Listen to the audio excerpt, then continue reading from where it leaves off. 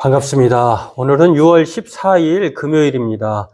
오늘 금요일 금요 기도의 주제는 기적, 믿을 수 있는가에 대한 내용인데요. 이 주제를 살펴보고 함께 은혜 나누고 기도하길 원합니다.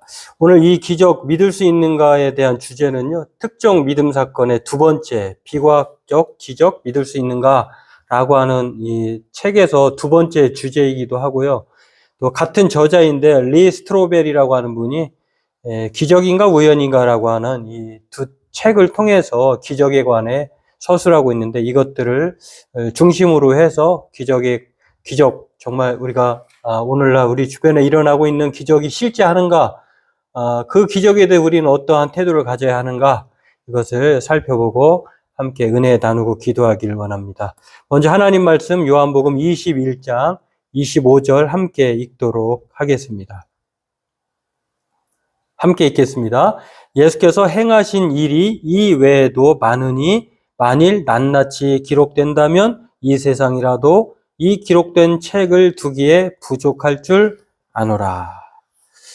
예, 오늘 이 요한복음에는 대표적으로 7개의 기적 표적이 나와 있는데요. 그것도 줄여서 7개 대표적인 것을 말을 하고 있는데 마지막 그 결론을 말하면서 요한이 뭐라고 말하냐면요. 예수님께서 행하신 일들이 7개밖에 되지 않느냐? 아니다라고 하는 것입니다. 7개는 그냥 의도적으로 좀 추려놓은 것이고요. 예수님이 행하신 실제로 많은 기적을 기록하면, 낱낱이 기록한다면 이 세상에 그 기록한 책들을 다 담아두기에도 부족할 것이다. 예수님이 얼마나 많은 기적을 행하셨는지를 표현하고 있습니다. 이렇게 기적, 믿을 수 있는가에 대한 것을 우리가 살펴보려고 하는데요. 복음서에서는 요한복음을 포함해서 마태, 마가, 누가, 요한 이 사복음서에 보면 예수님의 기적이 보통 대략 36번 정도 나타난다고 합니다. 물론 앞서 말한 이 요한복음의 저자는 이 기적이야말로 단지 줄여놓은 것뿐인데 엄청난 많은 기적이 일어났었다라고 하는 것들을 말하고 있는데 여하튼 36번의 기적이 대표적으로 나와 있고요. 그리고 이 예수님의 행하신 기적이 이 밖에도 얼마나 많았는지를 또한 우리가 이해할 수 있다라고, 알 수가 있다라고 하는 것입니다. 이렇게 예수님께서 믿게 하시려고 하는, 물론 7개의 표적은요, 다 그 의도가 분명히 있었다라고 하는 것입니다. 예수님이 누구신가? 예수님이 길이시고 진리이시고 생명, 아버지께로 인도하시는 바로 그러한 분, 하나님의 아들, 하나님의 메시아라고 하는 그 의도적인 목적을 믿게 하기 위해서 예수님이 행하신 기적을 요한복음에서 또 복음서에서 우리가 찾아볼 수 있는데요. 그런데 그 기적을 오늘날 많은 사람들에게 묻는다고 하면 그 기적을, 성경에 나와 있는 기적을 과학의 잣대로 비춰보았을 때 대다수에서 반절은 믿지 않고 보통은 반절은 믿고 또 퍼센트가 조금 더 믿는 쪽이 덜하고 안 믿는 쪽이 더 많아지는 그런 양상으로 나타나고 있는데요. 그렇다면 이렇게 우리가 성경에 나와 있는 기적, 우리는 이 기적에 대해 어떻게 생각해야 할까? 오늘 이것을 한 번 더 살펴보고 또 기도하기를 원합니다. 그러면 먼저 성경에 많이 나와 있는 기적이 있는데 구약도 그렇고 신약 성경에도 마찬가지입니다. 구약에는 이 세상의 천지만물의 창조가 말씀으로 창조하신 것인데 이것을 우리가 기적이라고 부르죠. 왜냐하면 무에서 유를 창조하신 것이기 때문에. 그 밖에도 구약에는 수많은 기적적인 이야기들이 나와 있습니다. 애굽에 내린 10가지 재앙, 이건 사람이 할 수 없는 일들이죠. 그리고 해 그림자가 10도로 히스기야 왕 때 물러나는 것을 통해서도 시간이 뒤로 흘러갔다라고 하는 그런 표현도 우리가 볼 수가 있고요. 신약에서는 예수님의 탄생 자체가 기적, 동정녀 탄생 아니겠습니까? 또한 부활도 마찬가지고요. 또 우리가 거듭나는 것, 사람이 한 번 출생하는 것인데 거듭남은 2번 출생하는 것이잖아요. 이런 여러 가지. 또 그 밖에도 예수님께서 물을 변화시켜서 포도주를 만드시고 또 중풍병자를 일으키시고 또 죽었던 나사로를 살리시고 이런 여러 가지 일들, 그런 것들이 바로 기적이라고 하는 것인데요. 그러면 우리는 기적을 어떻게 정의할 수가 있을까요? 기적이란 무엇일까? 먼저 이 기적에 대한 정의는 이렇게 말할 수 있을 것입니다. 기적이란 사건이 발생한 시간과 공간 속에서 자연적 원인에 의해 산출될 수 없는 사건을 말한다. 자연 법칙이 적용되지 않는, 일반적이지 않는 그런 특이한 사건을 가리켜서 우리는 기적이다. 이렇게 시간과 공간 속에서 자연적 원인에 의한 것이 아니라 정말 이해할 수 없는 일들, 합리적이지 않는 일들을 가리켜서 우리는 기적이다. 이렇게 말할 수 있는데요. 그래서 기적이라고 하면 무엇이라고 할 때에 신자와 비신자의 기적에 대한 정의가 이렇게 다릅니다. 앞서 말한 그 기적은 이렇게 기적이 사건이 발생한 시간과 공간 속에서 자연적인 원인에 의해 산출될 수 없는 사건이다라고 말할 때에 이것을 기적으로 보지 않는 사람들은 자연 법칙 위반이다 이렇게 말합니다. 그래서 기적은 일어날 수 없다 이렇게 말을 하죠. 기적의 정의가 있긴 하지만 기적을 믿지 않는 이방인들 또는 불신자들, 크리스찬들이 아닌 사람, 크리스찬들 중에서도 기적을 물론 다 대부분 믿겠습니다만 여하튼 믿지 않는다고 가정할 때 안 믿는 기적을 믿지 않는 사람들의 정의는 자연 법칙에 위반되기 때문에 이것은 우연이다 또는 이건 일어날 수 없다 이렇게 기적이 아니다 이렇게 말을 하는 거 속임수다 이렇게 말을 하겠죠. 그런데 크리스찬들은 어떻게 생각하냐? 기적을 믿는 사람들은 어떻게 생각할까? 기적을 하나님의 계획으로 봅니다. 일반 법칙이 있긴 하지만 그러나 그 일반 법칙을 조금 우리가 인간이 보기에 좀 이상할 뿐이지 하나님이 보기에는 기적이 아니다라고 하는 것입니다. 하나님은 단순히 그 일반 자연 법칙에 개입을 하셔서 어떠한 의도와 목적을 가지고 잠깐 개입하시는 것 뿐이지 그것이 기적이 아니다라고 말할 수는 없다라고 하는 것입니다. 그래서 이 기적이 어떻게 나타났냐면 예수님은 물론 기적을 행하신 분일 뿐만 아니라 이 기적이 예수님이 부활 승천하시고 사도들, 12사도들에게 나타나는 것이죠. 그래서 사도행전을 보면 성령행전이라고 하지만 사실은 성령행전의 내용을 보면 많은 일들이 기적적인 사건으로 그렇게 꾸며져 있는 것을 볼 수가 있는데요. 사도행전 2장 43절에도 사람마다 두려워하는데 사도들로 말미암아 기사와 표적이 많이 나타났다. 예수님이 기사와 표적을 행하신 것처럼 이제는 사도들이 그렇게 행하였다라고 하는 것을 말을 하고 있고요. 뿐만 아니라 그 이후에도 이 기적을 예수님 다음에 또한 사도들 그리고 사도들 다음에 우리 그리스도인들, 예수 그리스도를 믿는 사람들도 예수님이 하신 일들보다도 더 큰 일을 할 것이다라고 이렇게 이어져 있는 것을 기적이 바로 이어져 나가는 것을 알 수가 있습니다. 대부분 이렇게 기적은요. 사람들은 믿지 않지만 그러나 이 기적은 분명히 존재한다라고 하는 것. 근데 무신론자로 대표적으로 알려진 리처드 도킨스라고 하는 만들어진 시인의 저자이기도 한데 영국의 옥스퍼드 대학교 명예 교수이기도 했는데요. 이분이 이 기적을 뭐라고 폄하를 했냐면요. 종교적 선전을 위해서 멋대로 각색된 것이다. 그리고 그것을 믿는 사람들은 순박한 사람들이고 어린이에게는 잘 먹힌다.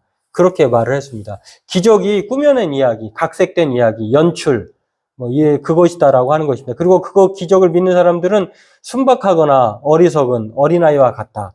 기적의 존재를 인정하지 않는 것이죠. 반면에 크리스찬 과학자들은 리처드 도킨스가 그렇게 말한 주장에 대해서 기적은 하나님이 우주를 창조하고 유지한다는 믿음과 과학자라는 직업 사이에 아무런 모순이 없다. 과학자라고 해서 기적을 일어나지 않을 것이다라고 말하지는 않는다라고 하는 것입니다. 우리가 실제 삶의 주변에 보면 과학자나 또 의사들도 그들은 과학적 데이터, 정말 실험과 가설을 통해서 그것이 증명하는 그 직업군이 바로 의사이기도 하고 과학자들이잖아요. 근데 그러한 과학자나 의사들 중에 크리스찬들도 많고 그렇게 기적을 믿는, 물론 크리스찬이 아닌 사람들도 이렇게 기적적인 일들을 예외적으로 인정하고 있는 사람들을 많이 볼 수가 있습니다. 여하튼 이렇게 기적에 대한 생각이 이렇게 차이가 나는 것인데요. 그리고 그 기적은 예수님을 통해서 사도를 통해서 또 예수 그리스도를 믿는 우리들에게도 여전히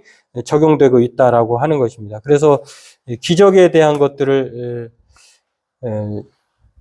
영국 버밍엄 대학교 철학 교수이기도 하고요. 또 독일 미넨 대학교 신학 박사 학위를 받고 또 탈보 신학대학원의 철학 연구 교수라고 하는 크레그라고 하는 분이요. 이렇게 말을 했습니다. 기적이란 사건이 발생한 시간과 공간 속에서 자연적 원인에 의해서 산출될 수 없는 사건이다.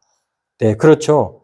뭐 이렇게 그 믿는 사람들은 이렇게 정의를 하고 또 믿지 않는 사람들은 그렇게 다르게도 정의를 하는데 여하튼 믿지 않는 사람들의 생각은 대부분 자연 법칙을 위반하기 때문에 자연 법칙 과학적인 것 아니면은 기적이라고 말할 수 없다라고. 그래서 자연 법칙이 위반될 수 없기 때문에 자연 법칙은 절대로 이탈할 수 없다, 변할 수 없다라고 하기 때문에 그것의 그 변화된 이야기들, 사건들을 가리켜 기적이라고 하는데 일어날 수 없다라고 하는 것입니다. 때문에 자연 법칙의 위반이냐 또는 하나님의 개입이냐 이렇게 기적을 인정하지 않는 사람들과 기적을 인정하는 사람들의 차이가 이렇게 나타나고 있다라고 하는 것입니다. 그런데요, 우리가 이렇게 기적을 부인하는 사람들에게 우리는 이렇게 말할 수 있을 것입니다. 우리가 살면서 자연 법칙에 적용을 받고 살아가고 있잖아요. 근데 우리 몸의 경우만 해도 보통은 기적이 일어나지 않아야 할 그런 화학적 반응이 있는데 예를 들면은 뭐 이런 것이라고 합니다.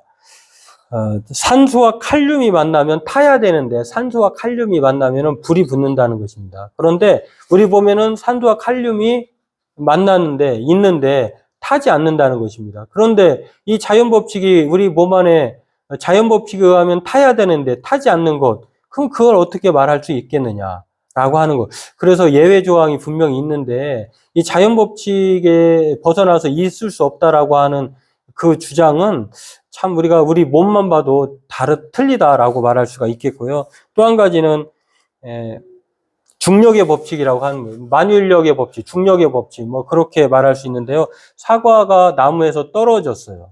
떨어져야 되잖아요. 그런데 사람이 떨어지는 것을 잡았어요. 그러면 이거는 자연 법칙을 따라서 떨어져야 되는데 자연 법칙을 깨는 거잖아요. 그렇다고 하면 이것 또한 어떻게 설명해야 되느냐라고 말할 때에 자연 법칙으로 말하면 손이 가도 떨어져야 되는데 손이 갔잖아요. 그래서 잡았어요. 떨어지지 않았어요. 그러면 이것을 어떻게 해야 될까요? 기적이 아니라고 말해야 되느냐? 그렇지 않다라고 하는 거예요. 그러면은 자연 법칙이 깨진 것이냐? 내가 떨어지는 사과를 잡았다고 해서 그 자연 법칙을 그럼 무시해야 되느냐? 그렇지 않다라고 하는 것입니다. 그냥 순간 개입이 된 것이다라고 하는 것입니다. 자연 법칙 가운데 살아가고 있는데 일반 법칙, 그런 자연 법칙, 중력의 법칙을 따라 우리가 지구가 태양을 돌고 또 우리는 또 여러 가지 만들어진 법칙에 따라 살아가고 있는데 예외로 그렇게 순간순간 또 간혹 그런 일이 벌어진다고 해서 자연 법칙이 그때마다 좀 흐트러지고 깨질 것 아니겠습니까? 그렇다고 해서 그것을 기적이 아니라라고 말할 수 없다는 것입니다. 왜냐하면 그것은 잠깐 개입하는 사건에 불과한 것이지 그렇다고 해서 그것이 기적이 일어나지 않는다라고 말할 수는 없다는 것입니다. 그렇습니다. 오늘 성경의 기적들이 바로 하나님의 개입으로 그렇게 되었다라고 보통은 다 일반 자연 법칙에 따라 살아가는데 마치 사과가 중간에 떨어지는 것을 잡았다고 해서 자연 법칙이 무시되지 않는 것처럼 하나님이 의도와 목적을 가지고 잠깐 개입하시는 사건을 우리는 기적이다라고 말할 수 있겠다라고 하는 것입니다. 그래서 오늘 저와 여러분들이 그 기적을 이렇게 두 가지로 생각할 때에 자연 법칙이 위반되는 사건을 기적이라고 말하기도 하지만 하나님의 개입을 또한 기적이다라고 말하는 것인데 자연 법칙이 무시된다고 해서 그때 하나님이 개입한다고 해서 우리가 이 기적이 없다라고 말할 수는 없다라고 하는 것입니다. 때문에 오늘 성경의 기적들도 하나님의 개입으로 된 것이기 때문에 우리가 평상시 그런 일들이 안 일어나지만 하나님의 의도와 목적을 가지고 이 기적이 일어났다라고 하는 것, 그리고 성경이 말하는, 그리고 우리가 믿는 기적도요,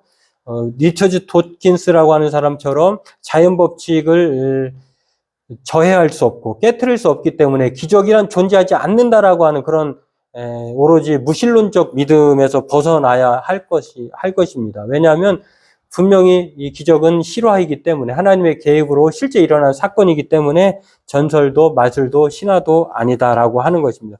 그래서 뭐 우리가 바라는 모든 상황과 사건에 기적이 맞춰지진 않지만 뭐 그렇다고 해서 우리가 기적을 일으킬 수 있는 건 아니죠. 왜냐하면 우리가 할 수 있는 것이 아니라 기적은 오로지 하나님의 계획으로 일어나는 것이기 때문에 다만 우리는 그 기적이 언제, 어떤 시간, 어떤 상황에서 일어날지를 모르는 것이죠. 일어났다고 하면 그러면 야, 이건 하나님이 계획하셨구나. 그러니까 기적이다. 이렇게 말할 수 있는 것이겠죠.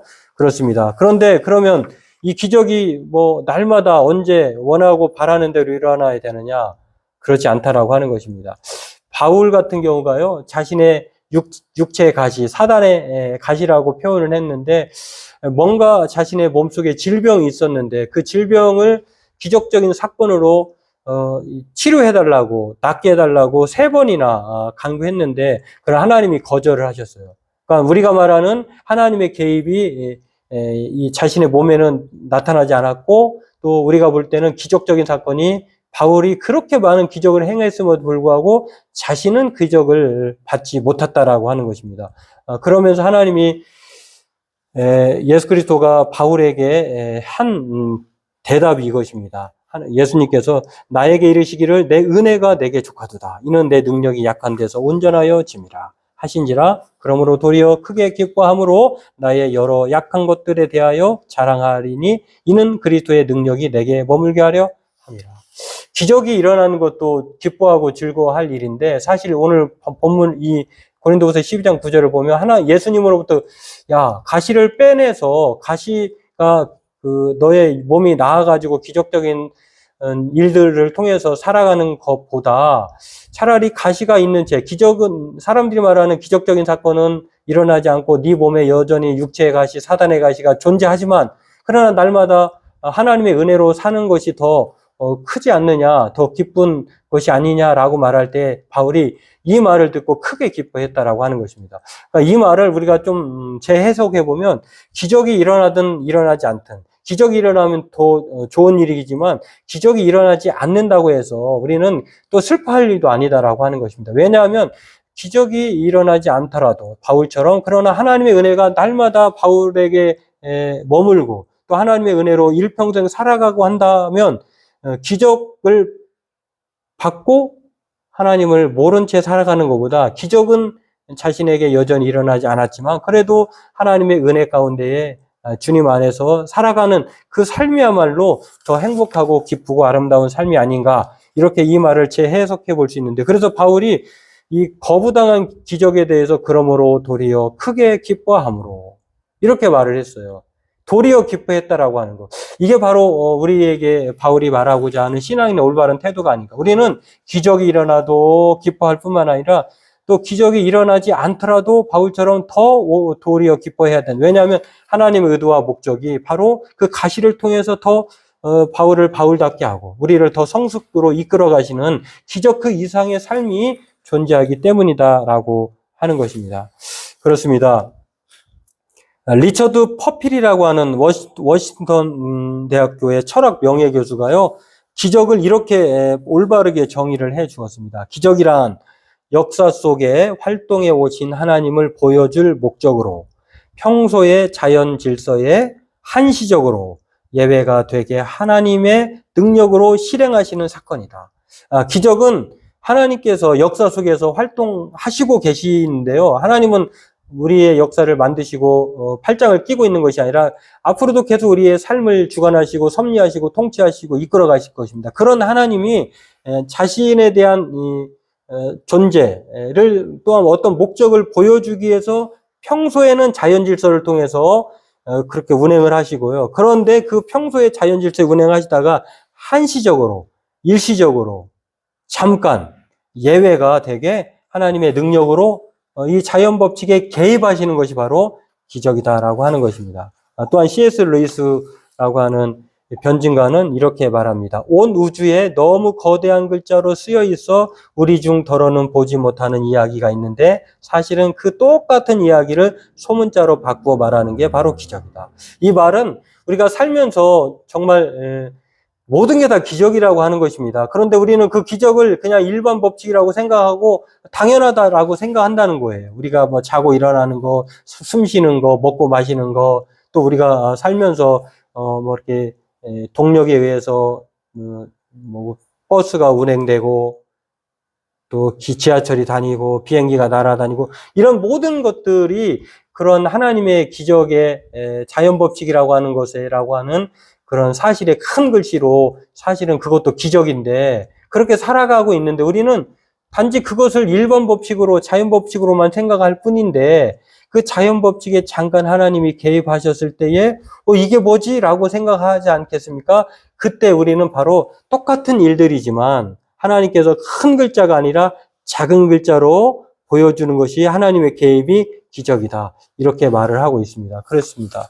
우리가 모든 삶은요, 다 기적의 삶이에요. 우리가 지금 살아 존재하는 것, 먹고 마시는 것, 희노애락, 그리고 우리가, 아프면 또 통증을 느끼고, 또 배가 고프면 신호가 오고, 또 기쁘면 웃고, 또 슬프면 눈물이 나고, 이런 신체의 모든 활동이 사실은 자연세계가 다 기적으로 이렇게 살아가고 있는 것인데, 너무나 커서 보이지 않는다는 것입니다. 그런데 순간순간 우리가 하나님의 기적을 통해서 작은 글씨로 보이게 되는 것을 기적이다라고 말을 하고 있는데요. 참 이 말이 우리에게 와닿는 말인 것 같습니다. 우리가 사는 세상이 바로 기적이고 하나님은 지금도 우리에게 그 기적적인 통치로 이끌어 가실 뿐만 아니라 저와 여러분의 삶을 하나님의 절대 주권으로 그렇게 이끌어 가신다고 하는 것. 다만 우리는 하나님의 이 기적이 하나님의 개입이 우리의 뜻대로 되는 것이 아니기 때문에 우리가 그 기적이 언제 어떤 상황에서 일어날지 또 어떻게 하나님이 허락할지는 시기와 방법은 알지 못할 뿐이다라고 하는 것입니다. 다시 말해서 기적은 존재했고 존재할 것이고 또 우리의 삶 속에 여전히 나타날 것이다라고 하는 것입니다. 바라기는 저와 여러분들도 우리는 이 기적을 믿지 않을 이유가 없다라고 하는 것을 생각하면서 이것을 기억하고 기적을 행하시는 하나님으로 기적의 삶을 날마다 살아가는 저와 여러분 되기를 바라겠습니다. 우리 각자 오늘 주신 말씀들을 종합해서 머릿속에 기억하고 오늘 우리의 삶이, 내 존재가 바로 기적이다. 그리고 우리의 삶은 하나님의 개입으로 이끌어가시는 기적적인 삶이다라고 하는 것들을 확고하게 우리의 마음속에 신뢰하고 오늘 그 하나님을 의지하고 그 하나님의 도움으로 살게 해달라고 저와 여러분들이 각자 기도하도록 하겠습니다. 우리 각자 기도하겠습니다.